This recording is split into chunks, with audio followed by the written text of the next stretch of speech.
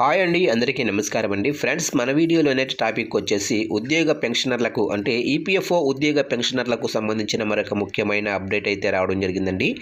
అయితే ఇందుకు సంబంధించిన వివరాలు అయితే మన వీడియోలో తెలుసుకుందామండి. వీడియో మాత్రం పూర్తి వరకు చూడండి ఫ్రెండ్స్, అప్పుడే మనకి పూర్తి సమాచారం అయితే తెలుస్తుంది. లేట్ చేయకుండా టాపిక్లోకి వెళ్ళిపోదాము. ఇక ప్రైవేటు రంగంలో పనిచేసే వారిలో చాలామందికి పీఎఫ్ కట్టింగ్ ఉంటుంది, కానీ పెన్షన్ భాగం తరచుగా ఒక రహస్యంగానే ఉంటుంది. పీఎఫ్ వడ్డీ అసలు మొత్తం పాస్బుక్లో స్పష్టంగా కనిపిస్తుంది, కానీ పెన్షన్ కాలం ఎల్లప్పుడూ గందరగోళంగా కనిపిస్తుంది. వాస్తవానికి ఉద్యోగుల ప్రావిడెంట్ ఫండ్ ఆర్గనైజేషన్ ఈ పథకం కేవలం పొదుపు పథకం మాత్రమే కాదు, మీ వృద్ధాప్యానికి ప్రధాన మద్దతు.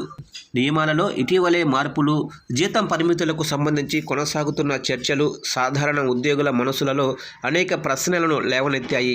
మీరు కూడా ప్రైవేటు ఉద్యోగంలో ఉంటే మీరు కష్టపడి సంపాదించిన డబ్బు ఎప్పుడు ఏ పరిస్థితులలో పెన్షన్ రూపంలో మీకు జమ అవుతుందో అర్థం చేసుకోవటం చాలా ముఖ్యం.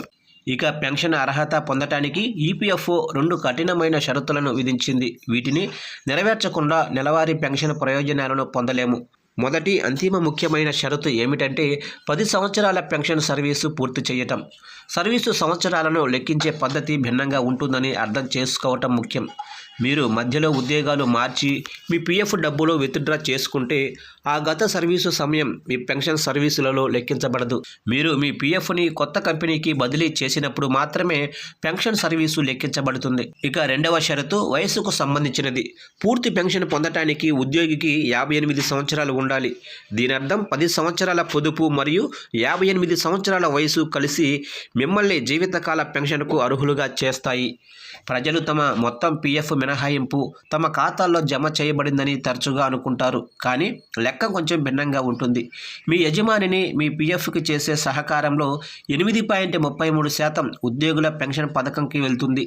అయితే ఈ సహకారం మీ మొత్తం జీతం ఆధారంగా కాదు, ప్రభుత్వం నిర్ణయించిన వేతన పరిమితిపై ఆధారపడి ఉంటుంది. అందుకే నెలకు ₹1,00,000 సంపాదించే ఉద్యోగికి కూడా ఒక నిర్దిష్ట పరిమితికి మించి పెన్షన్ పొందలేరు. ఈ డబ్బు నేరుగా మీ చేతులకి రాదు, కానీ ఒక పూల్లో జమ చేయబడుతుంది. ఇది పదవీ విరమణ తర్వాత మీరు నెలవారీ ఆదాయంగా తిరిగి పొందుతారు.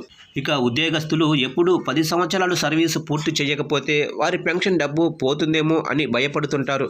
అయితే అది నిజం కాదు. మీ మొత్తం సర్వీసు 10 సంవత్సరాల కన్నా తక్కువ ఉంటే మీరు నెలవారీ పెన్షన్కు అర్హులు కారు, కానీ మీ డబ్బు సురక్షితంగా ఉంటుంది. మీ ఉద్యోగాన్ని విడిచిపెట్టిన తర్వాత మీరు ఒకేసారి ఉపసంహరణను ఎంచుకోవచ్చు. ఈపీఎఫ్ఓ దీనికోసం ఒక ప్రత్యేక సర్వీస్ టేబుల్ను ఉపయోగిస్తుంది. ఈ పట్టిక మీ సర్వీసెస్ సంవత్సరాల ఆధారంగా ఒక కారకాన్ని లెక్కిస్తుంది, దానిని మీ జీతంతో గుణిస్తుంది, తరువాత మీకు ఒక పెద్ద మొత్తాన్ని ఇస్తుంది.